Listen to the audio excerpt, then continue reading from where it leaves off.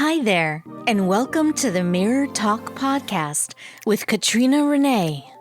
This show was created to offer listeners down-to-earth and genuine life conversations with positive vibes. The purpose of the Mirror Talk podcast is to inspire, motivate, and educate listeners on how to work towards their best self. The Mirror Talk podcast is filled with Katrina's humor, love, and authenticity. In each episode, Katrina will reflect on a variety of different topics, from religion and spirituality to love and relationships. If you're looking for a safe space to heal and be empowered, this is the show for you. Now, you'll be joined by your host, Katrina Renee. Enjoy the show. So what's the word today? Hello, and welcome to the Mirror Talk podcast show. And I am your host, Katrina Renee, and we are on episode 6, and it is called I Am in Love with a Narcissist. Now, I am sharing certain chapters from my book, and the name of the book is called He's Incapable of Loving Me. I have written this book a little over, I believe, about maybe 3 years or so. And I wrote this book because I wanted to share my experience about dating a narcissist, but I also wanted to empower people. If you are dating a narcissist or have fallen in love with a narcissist and you are having trouble with your self-worth or your self-love, this book will encourage you and inspire you. Now, this book can be found on Amazon.com. It also can be It also can be purchased on my website at IamKatrinaRenee.com. This book will definitely teach you how to push through your traumatic experiences by examining and taking accountability for your choices. And let me just tell you, it will inspire you. And a lot of times what I've known about dating a narcissist is there is always repetitiveness about what you feel, because you begin to sound like a sounding board, right? Because when you get out of the relationship, you got so much to say, and you finally have somebody to listen to you, and it almost sounds as if like you're repeating yourself over and over and over and over again, right? And it's because the narcissist that you were talking to never really took the time to really understand who you were, right? So that's something that is so repetitive, what you keep doing, as far as keep talking about it and talking about what you've gone through. So I just would like to share, it's chapter 11, and it's called Knowing and Accepting Who You Are. Start reading. When you are ready to accept your truth, you will experience freedom in your heart and your soul. Being real with you is the first step to your recovery. I remember being in a toxic relationship when I had no idea that I was being emotionally abused by this man that I so-called loved.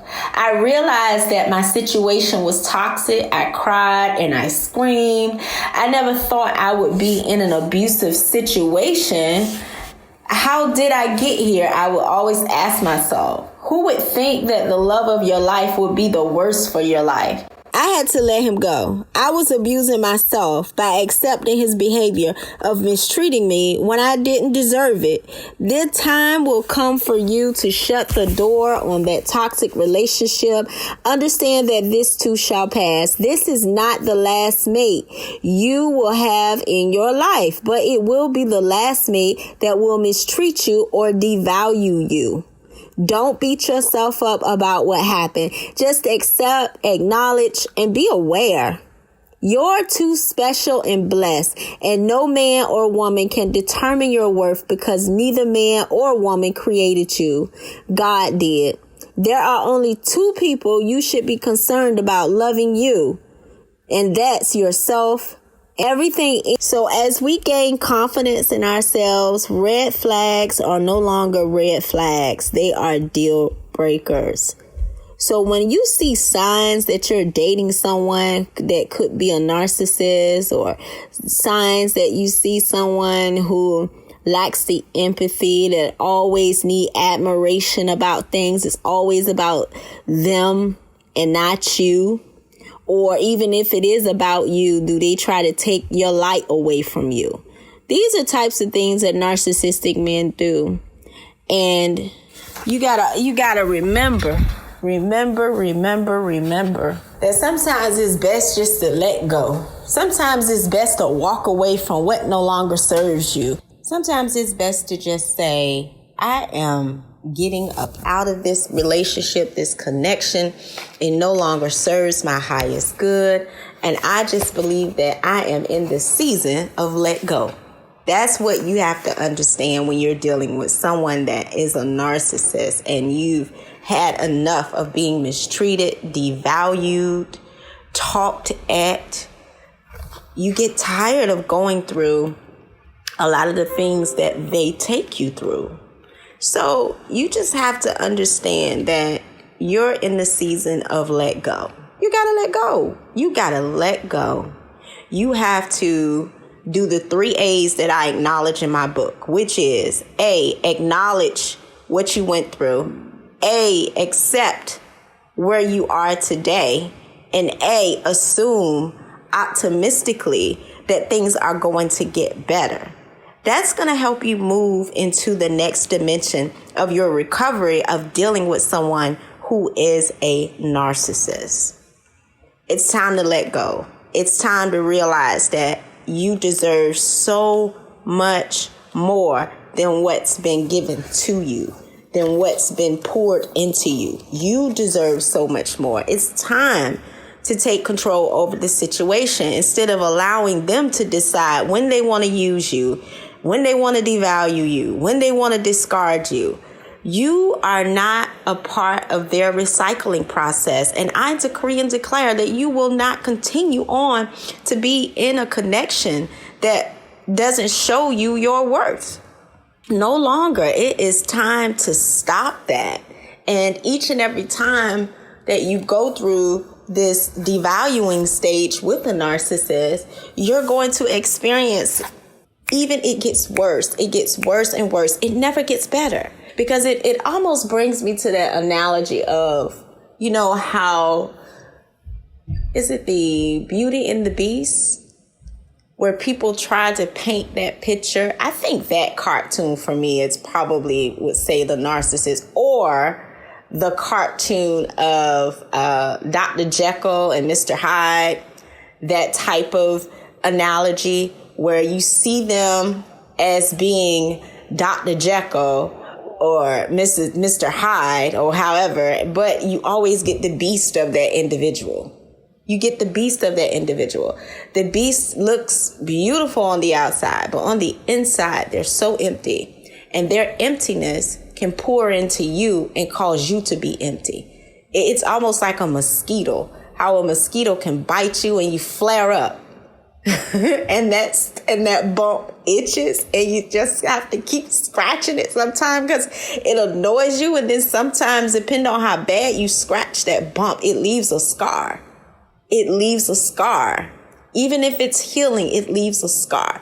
But you've been bitten where they have just sucked your blood out of you, sucked your energy out of you, sucked your ability to smile, sucked your ability to love all out of you. And now you're left with inflammation. You're left with signs where you have to heal, where you have to go get help, where you have to reevaluate yourself all over again.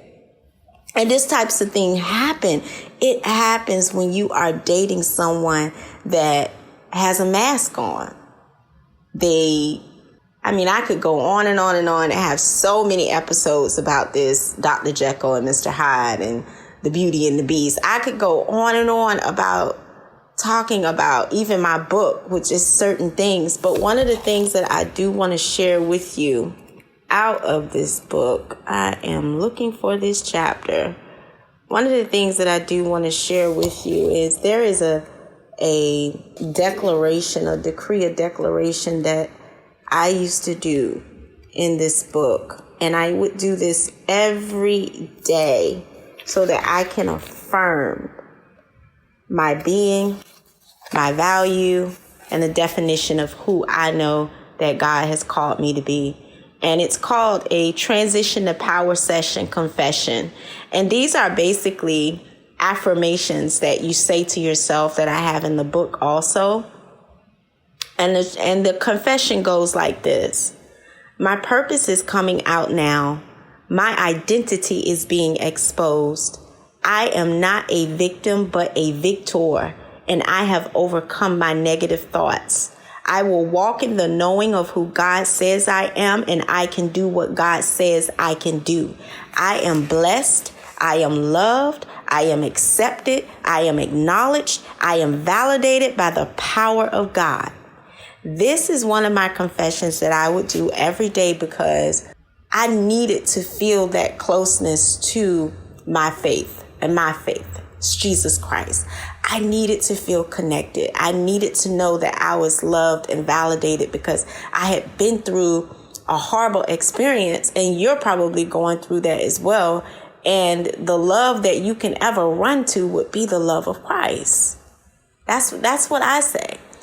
The best love that you could ever have would be the love of Christ, getting to know God for yourself, not just hearing him from a preacher, not just hearing him through your mama, your grandmother, your aunties, or your cousins, but getting to know God for yourself. Because if you find your identity in God, you'll be able to find your identity in self.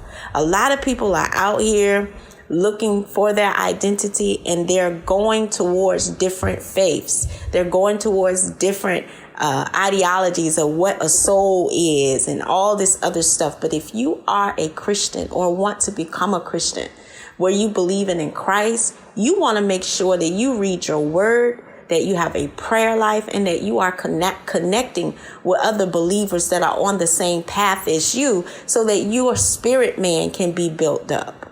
And that you can be empowered and really want to have a desire to want to break free from these types of connections and relationships. And you'll never want to connect to anyone that will step in your way that will remind you of someone who was the narcissist that you dated. You will always say, you would see the red flags. When you see them, you will not ignore it. You will not ignore it. So I would encourage you all to, if you haven't read the book, you can purchase the book on IamKatrinaRenee.com. You can also purchase the book off of Amazon.com as well. And it's called He's Incapable of Loving Me. And this is a story that I truly believe has helped a lot of women. I've had women come to me and say, you know what? You helped me get out of my frustration and get from being overwhelmed and stuck to understanding that I deserve better. And when I hear someone say that to me, I understand that, hey, the words on this paper, let it be a action word for you that will help you, put you in motion to walking away from what no longer serves you, to becoming all that you can become and being in happiness and being in love. If this book is going to help you, then I would say continue to go back and forth through the book. When you get a chance, read it, understand that you're not alone in this situation, and just understand that just because you're dating someone who is a narcissist right now doesn't mean that it's not too late for you to leave. Doesn't mean. So I would encourage you to check your situation. Determine if this is a good situation for you. And if you know that it's not, it's time to go. It is truly time to let it go.